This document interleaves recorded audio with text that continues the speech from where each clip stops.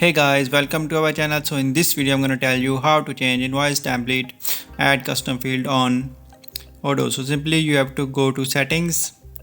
Now what you need to do, just click on users and companies. Now click on users.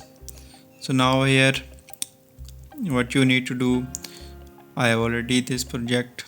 So simply open it, and now down here you can find the custom field, but this feature is not available here, so you are unable to find this.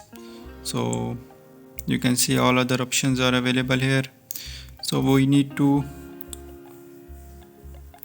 buy this option, then it will be available here.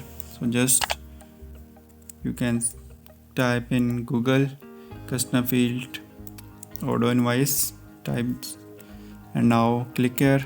You can see add custom field invoice form. So here you can buy it and then download. So in this way, add custom field on invoice form and change invoice template on Odoo.